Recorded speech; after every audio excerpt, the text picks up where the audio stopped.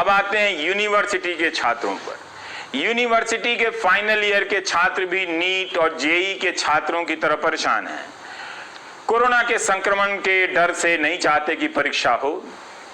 Supreme court ने हर पक्ष को व्यापक समय दिया, सबसे पूछा, सबको सुना, सुनवाई पूरी हो गई है, फैसला नहीं आया है। आशीष भार्गव की रिपोर्ट देखिए, उससे पता चलेगा कि बहस की दिशा क्या है, किस तरह के तर्क दिए गए। एक तरफ दिल्ली, महाराष्ट्र, ओडिशा और पश्चिम बंगाल की सरकारों ने डिग्री कोर्स में अंतिम वर्ष की परीक्षाओं को कोरोना के चलते रद्द कर दिया है, तो वहीं यूजीसी और केंद्र सरकार इन परीक्षाओं को 30 सितंबर तक कराने पर अड़े हैं। सुप्रीम कोर्ट ने कुछ बड़े सवाल उठाते हुए इस मुद्दे पर फैसला सुरक्षित रख लिया है। अदालत ने कहा कि मुद्दा यह है कि अगर राज्य आपदा प्रबंधन प्राधिकरण ने निर्णय लिया है कि परीक्षा आयोजित करने के लिए स्थिति अनुकूल नहीं है, तो क्या वे यूजीसी के ऊपर जा सकते हैं। राज्य का आपदा प्रबंधन प्राधिकरण राज्य स्तर पर स्वास्थ्य सेवा में अधिकार रखता है, लेकिन क्या यूजीसी राज्य को ओवरराइड कर सकता है और कह सकता है कि आपको परीक्षा आयोजित करानी पड़ेगी।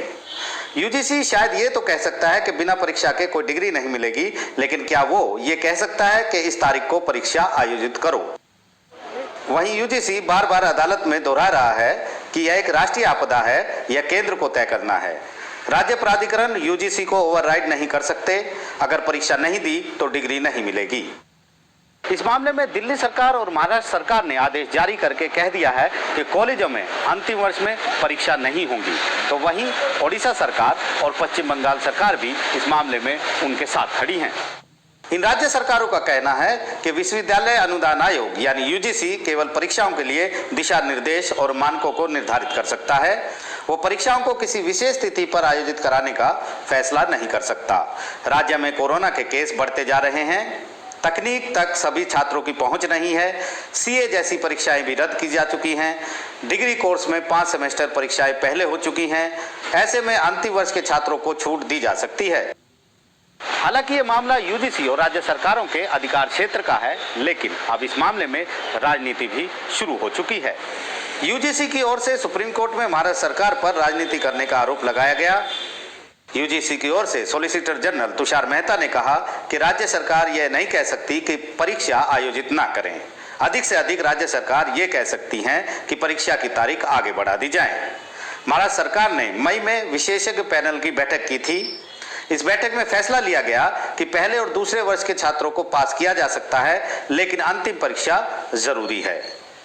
इस बैठक के बाद युवा सेना द्वारा सुप्रीम कोर्ट में याचिका दायर की गई, जिसमें महाराष्ट्र के मुख्यमंत्री के बेटे भी हैं। युवा सेना की याचिका के बाद सरकार का विचार बदल गया और वह परीक्षा के खिलाफ हो गई, जबकि राज्य सरकार को परीक्षा रद्द करने का अधिकार ही नहीं है। महाराष्ट्र राज्य लोक सेवा परीक्षा सितंबर में आयोजित की जा रही है, जिसमें 2,20,000 से अधिक छात्रों के शामिल होने का अनुमान है, जबकि महाराष्ट्र के विश्वविद्यालयों में कुल 10 लाख छात्र हैं। लगभग 2.5 लाख छात्र अंतिम वर्ष के हैं। अगर राज्य लोक सेवा परीक्षा आयोजित की जा सकती है, तो अंतिम वर्ष की विश्वविद्यालय परीक्षा क्यों नहीं। लेकिन महाराष्ट्र सरकार की दलील है कि यूजीसी को निर्णय लेने से पहले विश्वविद्यालयों व अन्य निकायों से परामर्श करना होगा। वो एक तरफा कार्रवाई नहीं कर सकता।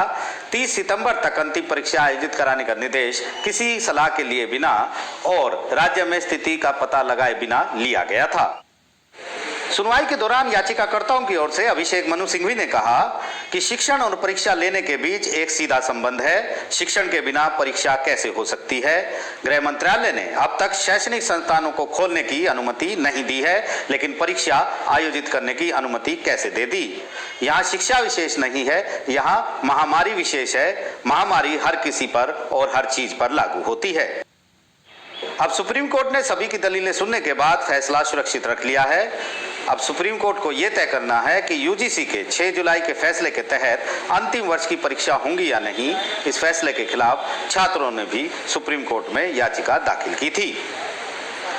सुप्रीम कोर्ट ने सभी पक्षों को कहा है कि 3 दिनों में वो अपनी लिखित दलीलें सुप्रीम कोर्ट में दाखिल कर दें। जाहिर है सुप्रीम कोर्ट का एक बड़ा फैसला आएगा, जो न केवल इन छात्रों का भविष्य तय करेगा, बल्कि साथ ही केंद्र सरकार और राज्यों के अधिकार क्षेत्र पर लक्ष्मण रेखा भी खींचेगा। नई दिल्ली से आशीष भार्गव।